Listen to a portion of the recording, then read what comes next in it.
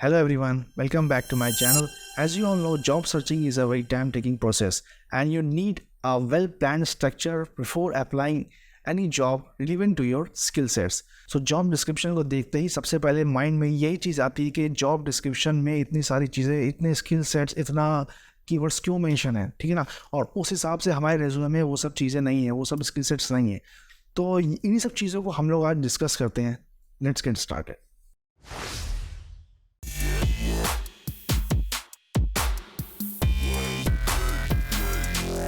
Job apply करने से पहले जॉब डिस्क्रिप्शन को अच्छी तरह से रीड कर लेना चाहिए। जॉब डिस्क्रिप्शन मेनली 4 पार्ट्स में डिवाइड होता है। क्वालिफिकेशन, जॉब रिस्पॉन्सिबिलिटी, ठीक है, मैंडेटरी स्किल्स और प्रीफर्ड स्किल्स या डिजायर्ड स्किल्स। तो आप जब जॉब अप्लाई करने जाते हो, सबसे पहले आप ये चेक करोगे जो कंपनी में आप अप्लाई करने जा रहे हो क्या सर्विसेज प्रोवाइड करती है और कंपनी कब इस्टेब्लिश हुई है, कंपनी का क्या काम है, क्या काम करती है, ठीक है ना। क्योंकि आप का जो बैकग्राउंड है, सपोज आप नेटवर्क के हो तो कंपनी के पास प्रोजेक्ट्स हैं नेटवर्क के, तो ये सब चीज़ें आपको और करनी पड़ती है जब आप जॉब अप्लाई करते हो। और बहुत सारी चीज़ें हैं, कंपनी का कल्चर, कंपनी वैल्यूज़ और कंपनी का क्या एम है, कहाँ अपने आप को कंपनी को देखना चाहती है आगे आने वाले टाइम में।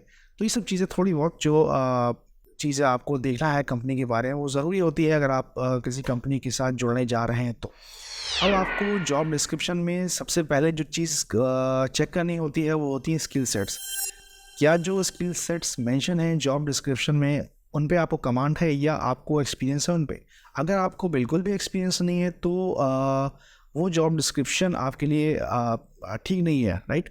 मतलब आप उस जॉब डिस्क्रिप्शन के लिए एक परफेक्ट कैंडिडेट या अ गुड कैंडिडेट में साबित नहीं हो सकते।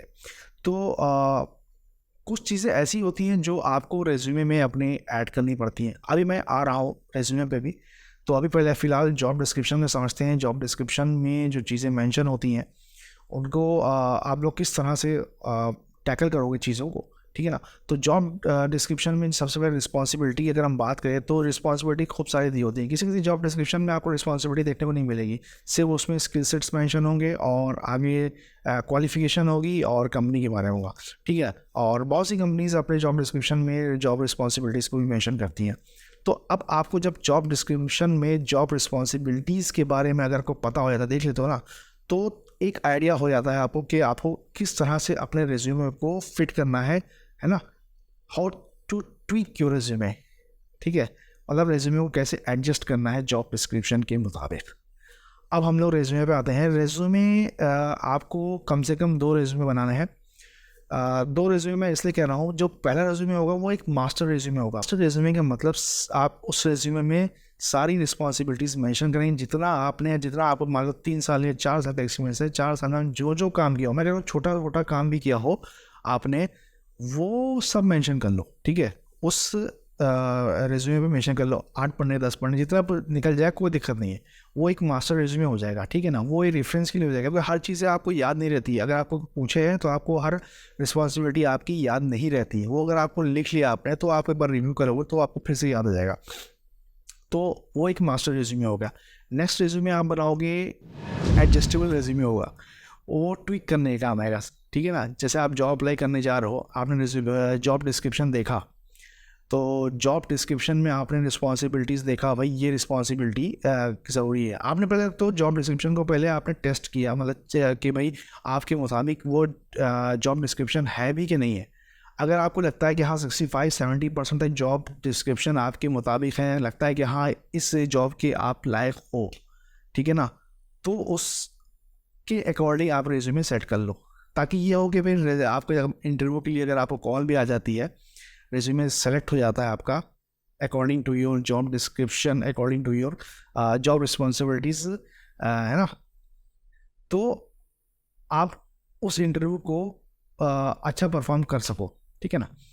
तो अगर आपको जॉब डिस्क्रिप्शन में बहुत ही कम चीज़ें आती हैं, आपके स्किल सेट उस लेवल के नहीं है, तो मैं ये कहूँगा आप उस जॉब के साथ मत जाओ, ठीक है ना।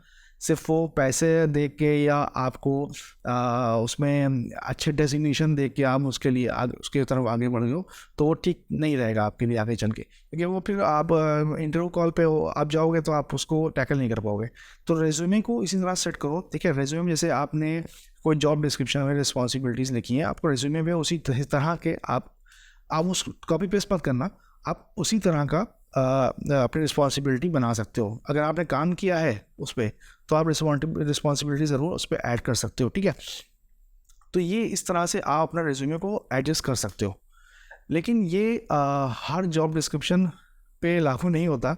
अगर आप चाहोगे पूरा जॉब डिस्क्रिप्शन अपने आप रेज्यूमे में डाल लो तो वो चीज़ सही नहीं रहेगी। तो उससे, क्योंकि रिक्रूटर बेवकूफ़ नहीं है ना, क्योंकि रिक्रूटर समझ जाएगा, वो आपको पहचान जाएगा कि भाई आपने कॉपी किया है। तो कहते नहीं कुछ काम अगर करो तो स्मार्टली करो, है ना। तो स्मार्ट वर्क करना है यहाँ पर। और अगर आप रेज्यूमे आपका इंटरव्यू के लिए सेलेक्ट हो जाता है तो समझ लिए बढ़िया है। जितने ज़्यादा इंटरव्यूज़ दोगे उतना ज़्यादा आपका रिदम बनेगा इंटरव्यू देने के लिए और चांसेस बनेंगे जॉब को पाने के लिए। अब जब इंटरव्यू नहीं होगा तो जॉब कैसे पाओगे, राइट।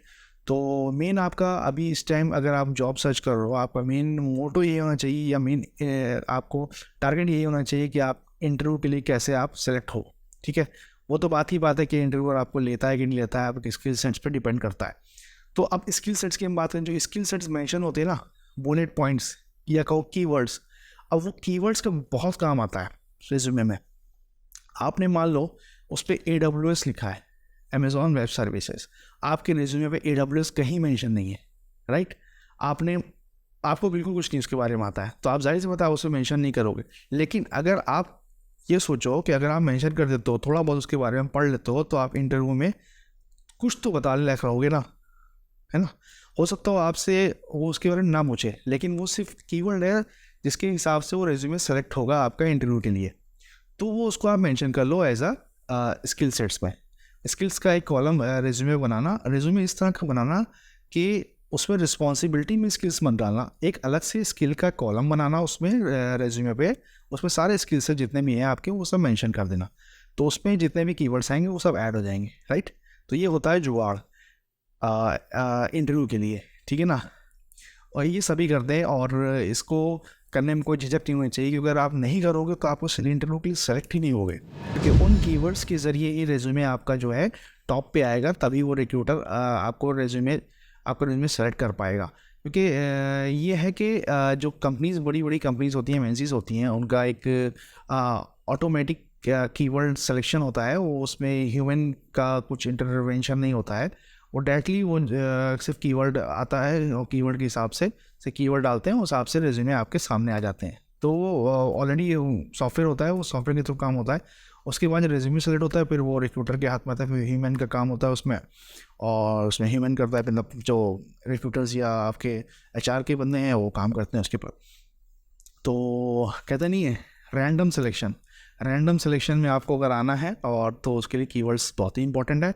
और रेज्यूमे इसी हिसाब से सेट करिए अगर आप जॉब अप्लाई करने जा रहे हैं। और रेज्यूमे को ज़्यादा बड़ा ना बनाइए, रेज्यूमे दो पेज के अंदर रखिए। एक्सपीरियंस होल्डर हैं अगर आप बहुत ज़्यादा, तो आपको मैक्सिमम 3 पेज तक जाए रेज्यूमे, नहीं तो फिर बहुत प्रॉब्लम होती है, क्योंकि रिक्रूटर के पास टाइम नहीं होता है, जांच के बाद टाइम नहीं होता है आपका पूरा रेज्यूमे को पढ़ सकें, ठीक है। जो मैंडेटरी स्किल्स होती हैं उनको वो देख लेती हैं, उस हिसाब से रेज्यूमे सेलेक्ट करते हैं। तो ये था आज का वीडियो। ऐसे और भी वीडियोस मैं आपके सामने लेके आऊँगा, तो बने रहिए मेरे चैनल के साथ, देखते रहिए बीइंग प्रोएक्टिव।